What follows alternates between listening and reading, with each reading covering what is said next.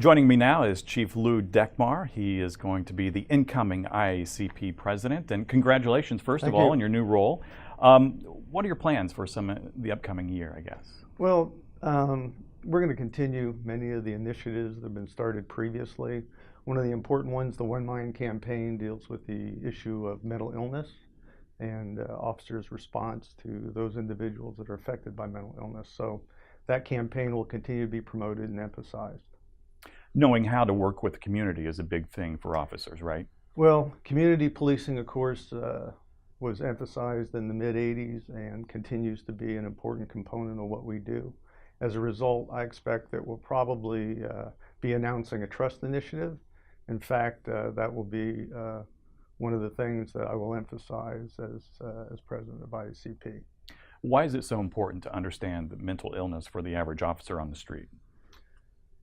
The number of institutions that have closed, an example, when we were a country of 150 million, we had 600,000 treatment beds for those affected by mental illness.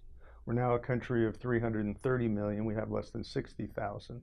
By default, the police have become, and correction facilities and jails have become the primary institution that interacts with those affected by mental illness. So it's critical that we have not only training, but develop partnerships with those community-based resources in order to effectively deal with that issue that touches not only those individuals that are affected by mental illness, but families, friends, and other care providers. Exactly.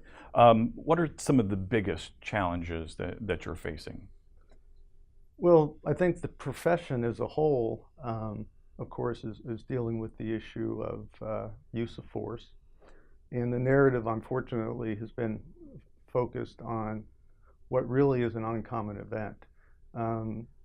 We respond to over 100,000 calls or citizen contacts a year. And as a result, we make 11 to 12 million arrests. So about 90% of what we do does not result in somebody being taken into custody. Of those 11 to 12 million arrests, we'll have less than 1,000 fatal police encounters.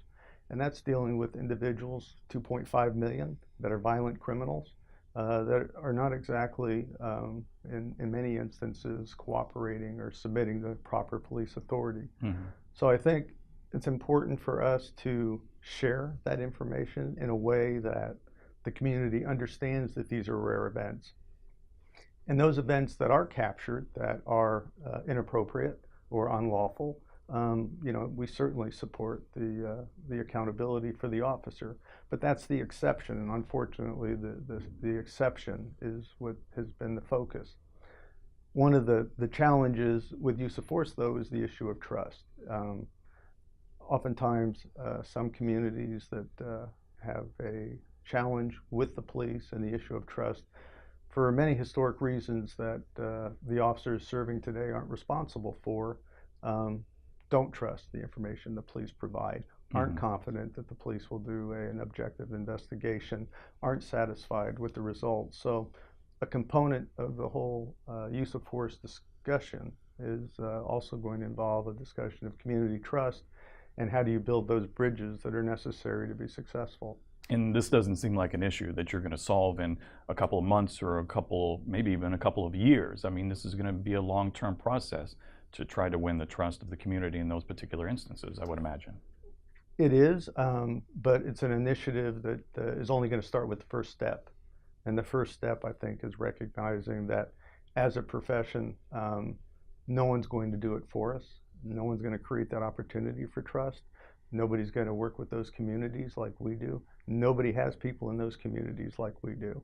And if we're concerned about issues of public safety and making our communities safe, that requires partnership.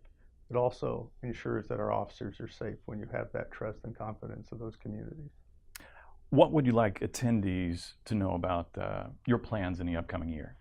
Well, the emphasis of a trust building initiative, promoting the One Mind campaign. And then the other challenge I see, and one that we've dealt with in many different jurisdictions, is elder abuse or at-risk adult abuse.